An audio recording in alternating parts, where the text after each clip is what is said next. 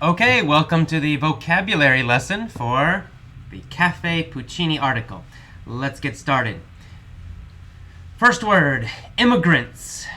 I mentioned that North Beach was a neighborhood for Italian immigrants in the past, and still a little bit today. Immigrants are people who come to a new country to live. So if Italians come to America and they want to live in America, then they are immigrants. If Mexicans come to America and they want to live here, they are immigrants. All right. Next, we see the word literary. Literary. I mentioned that North Beach served as the center. It was the center of San Francisco's literary renaissance. Literary means about writing and books, having to do with writing and books. So writing and books is literary. So back in the 1950s and 60s, San Francisco had a lot of good writers and famous writers. So the literary movement, the literary scene, the literary situation here was very good. And that next word, Renaissance, I said San Francisco's literary renaissance.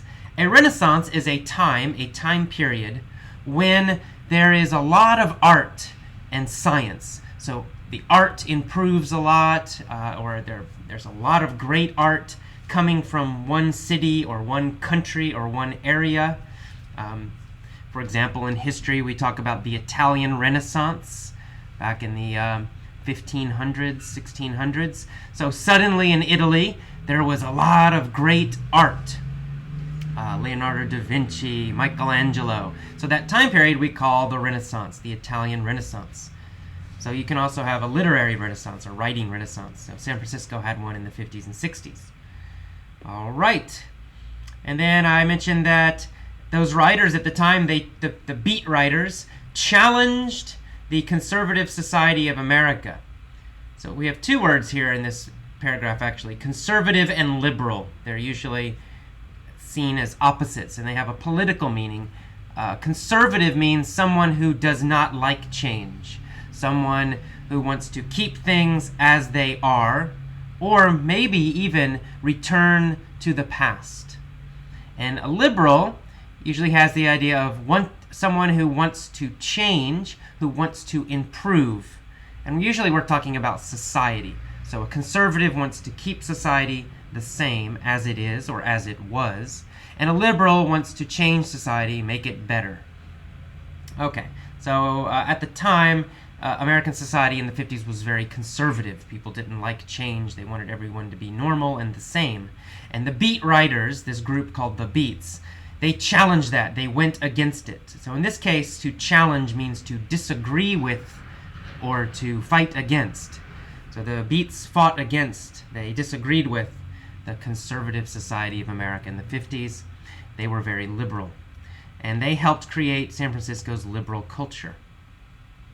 All right, next paragraph, you'll see the word, actually the phrase, the movement. I say the focal point means the center. The focal point, the center of the movement, the beat movement, was City Lights Bookstore, owned by anarchist poet Lawrence Ferlinghetti.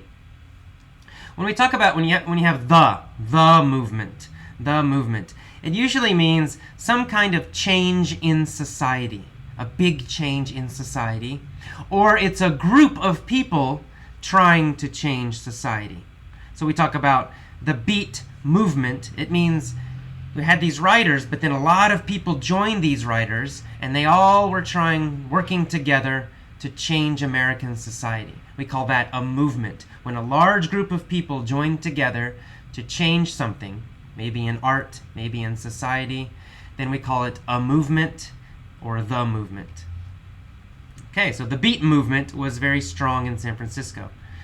And the owner of City Lights Bookstore was an anarchist poet. He was an anarchist.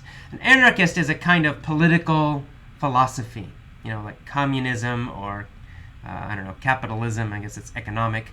But anyway, an anarchist is against authority and control. Anarchists believe that people should not control other people. People should basically be free and interact, communicate equally as equals. It's more complicated than that, but that's the simple version. All right, and then I said that Lawrence Ferlinghetti, the anarchist poet, he made history, and his bookstore, City Lights, made history. To make history means to do something famous, do something people will remember. So they did something famous when they published Allen Ginsberg's controversial poem called Howl. This was a very big poem at the time in the 50s. It shocked a lot of people, surprised them, made them angry. It was very different. It was controversial. Something that is controversial causes disagreement. It makes people disagree. It sometimes creates a conflict. It creates arguments. For example, abortion is controversial. Many people are for abortion, for choice, very strong. Many people are against abortion, very strong. It's a controversial topic. It creates a lot of argument and conflict. All right. Next paragraph, last paragraph of the first page, we see the word wealthy, wealthier residents. It says North Beach used to be home to artists, but now it has a lot of wealthier residents. Wealthier means richer, more rich, more money.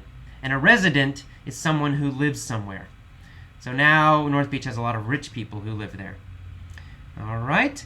The next sentence I say, even though the literary scene is not what it used to be, North Beach still has many family-owned cafes. Okay, a literary scene.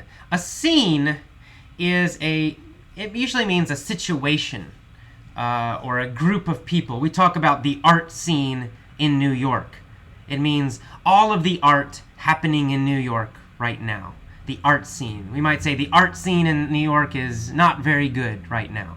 It means all the artists in New York, they're not creating very good art. Or we might say the writing scene, the literary scene in San Francisco is great right now.